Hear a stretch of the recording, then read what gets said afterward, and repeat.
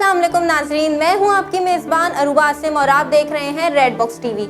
आज हमारे साथ मौजूद है एजाज खान साहब, जो कि चेयरमैन है फेडरेशन ऑफ रियल्टर्स पाकिस्तान के। तो चलिए उनका इंटरव्यू करते हैं बिना किसी ताकीर के। अस्सलाम वालेकुम एजाज साहब, कैसे हैं आप? वालेकुम अस्सलाम वरहमतुल्लाहि वबरकातुहू। मैं बिल्कुल खैरियत से हूँ। हम तो आपका रियल एस्टेट इंडस्ट्री से बैकग्राउंड जानते हैं, लेकिन हमारे जो नाजरीन ये नहीं जानते कि आपका रियल एस्टेट इंडस्ट्री में क्या बैकग्राउंड है, थोड़ा उन्हें अपने बैकग्राउंड के बारे में बताएं। पहली मर्तबा हम हुकूमत के ऐवानों में अपना मुकदमा लेकर गए तो मैंने एक चीज को महसूस किया कि इज्तिमाई तौर पर हमारे पास कोई ऐसा प्लेटफॉर्म नहीं है जिस प्लेटफॉर्म पर हम अपने पूरे पाकिस्तान की रियल एस्टेट कम्युनिटी का एक बेहतरीन केस लड़ें।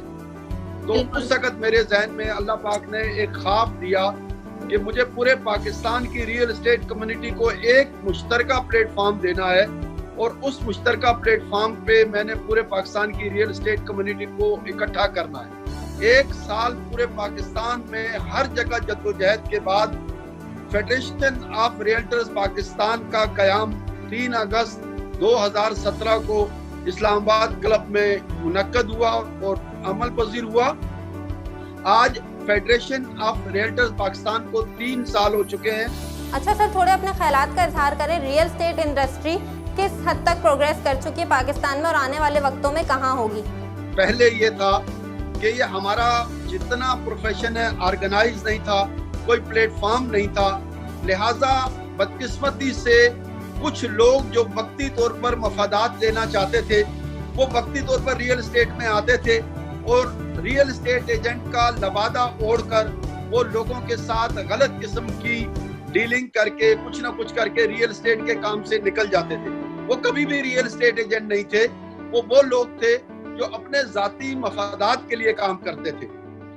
आज फेडरेशन ऑफ रियल्टर्स पाकिस्तान के बनने के बाद पूरे पाकिस्तान का रियल एस्टेट एजेंट एक मजबूत अंदाज से जवाबदेह है और अल्हम्दुलिल्लाह एक बात ध्यान में रखिए, रियल एस्टेट की 90% बल्कि 95% जो अक्सरियत है इंतहाई दयानतदार, ईमानदार और अपने कारोबार से मोहब्बत करने वाले हैं। तो जो खरीदार ये सोचता है कि वो रियल एस्टेट एजेंट को बहुत महदूद सा पैसा देकर काम करवाए, वो इसी तरह के लोगों के हाथ चढ़ता है और बदनाम हमारा प्रोफेशन या रियल एस्टेट एजेंट होता है। सर, जिस तरह कोरोना वायरस की वजह से पूरे मुल्क की इकोनॉमी और माशियत जो है सफ़र कर रही है, तो उस हवाले से अगर रियल एस्टेट सेक्टर की बात की जाए तो रियल एस्टेट इंडस्ट्री और real estate sector corona virus से किस हद तक इफेक्ट हुआ है?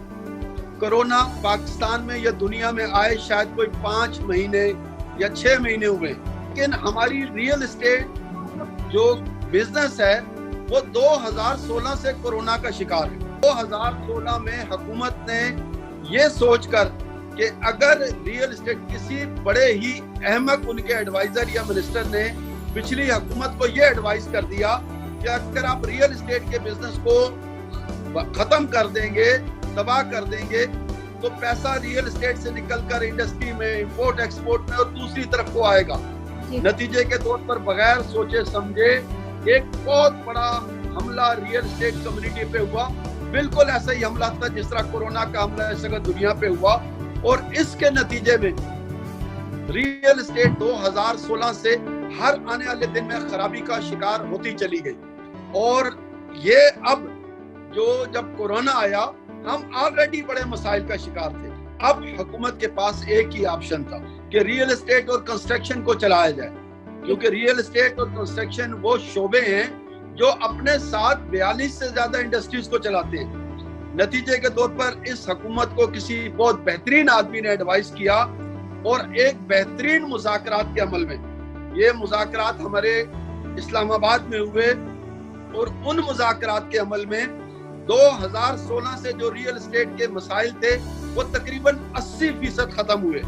दूसरे लफ्जों में अगर एक तरफ कोरोना खत्म हो रहा है तो दूसरी तरफ जो रियल एस्टेट के मसाइल थे वो खत्म हो रहे हैं और इंशाअल्लाह अब रियल एस्टेट का कारोबार चल पड़ा है और अगले महीने से आप देखेंगी कि इस मुल्क में सबसे तेजी से कारोबार जो आगे बढ़ेगा वो रियल एस्टेट का होगा। तो सर, ये तो काफ़ी पॉजिटिव साइंस है रियल एस्टेट सेक्टर के लिए, क्योंकि हमारे वज़ीर आज़म ने रियल एस्टेट इंडस्ट्री के लिए नई पॉलिसीज़ बनाई है जिससे रियल एस्टेट इंडस्ट्री को काफ़ी फ़ायदा है। बिल्कुल सही कह रही हूँ सर मैं? बिल्कुल ठीक कह रही हैं। कि बिल्कुल ये एक हकीकत है कि इस कोरोना ने हुकूमत को ये एहसास दिला दिया। देखिए, दुनिया की हर मईशत की बुनियाद रियल एस्टेट है।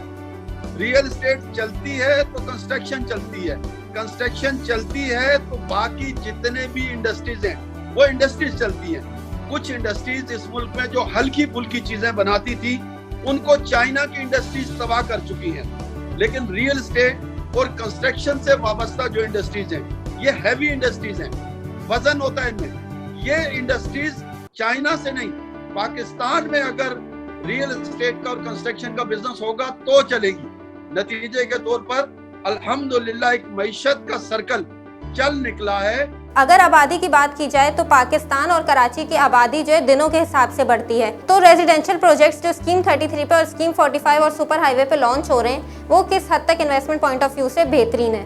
कराची की आबादी तकरीबन इस मुल्क का 10%, 2 करोड़ से ज्यादा बढ़ चुकी है जी। अब जुल्म आप एक ही शहर के ऊपर इतनी हैवी आबादी का करेंगे तो आप खुद सोच सकती हैं कि क्या होगा यही लोग नदी में, नालों में, तजावजात में, रेलवे की जमीन में, गर्ज हर वो जगह जहां जमीन होगी रहेंगे। होना यही चाहिए था जो हो रहा है कि शहर से बाहर निकलकर सस्ते प्रोजेक्ट बनाए जाएं, ऐसे प्रोजेक्ट जो एक आम आदमी के लिए अफोर्डेबल हो। ये बहुत अच्छी बात है कि अब कराची से जरा निकलकर हाईवे और तमाम जगहों पर एक मुनासिब कीमत के प्रोजेक्ट आ रहे हैं, लेकिन इन प्रोजेक्ट से ज्यादा सिंध गवर्नमेंट में अगर अकल और दानिश हो, जगहों पर लोगों को आबादी करें, कब्जा दें, तो बहुत हद तक ये बहुत सारे मसाइल हल भी हो सकते हैं और रियल एस्टेट की कीमत कम भी हो सकती है और लोग अकोमोडेट भी हो सकते हैं। अच्छा इजाज खान साहब, आप रियल एस्टेट एजेंट्स को और इन्वेस्टर्स को क्या मैसेज देना चाहेंगे? रियल एस्टेट कम्युनिटी से एक गुजारिश है कि हमारा मुश्किल दौर अब अल्हम्दुलिल्लाह खत्म हो चुका है, कारोबार बहुत शानदार तरीके से चलना शुरू हो चुका है। आप पूरे पाकिस्तान की रियल एस्टेट कम्युनिटी अपनी बाकी तमाम एक्टिविटीज को छोड़कर अपने कारोबार की तरफ आए, अपने इन्वेस्टर्स को ये मुस्बत पैगाम दें कि जिस चीज के ऊपर हमें ट्रांसफर की मद में 10% अदा करना पड़ता था, अब सिर्फ 1% पे वो तमाम ट्रांसफर होंगी। यानी पहले ट्रांसफर की मद में अगर किसी चीज पे 10 लाख रुपया लगता था तो अब सिर्फ 1 लाख रुपया लगेगा। और सबसे अच्छी बात यह है कि रियल एस्टेट और कंस्ट्रक्शन में इस वक्त वक्ती तौर पर कोई आपको सोर्स ऑफ इनकम नहीं पूछी जाएगी। बहुत बहुत शुक्रिया सर कि आपने हमें इस काबिल समझा। Thank you sir. अल्लाह हाफिज़।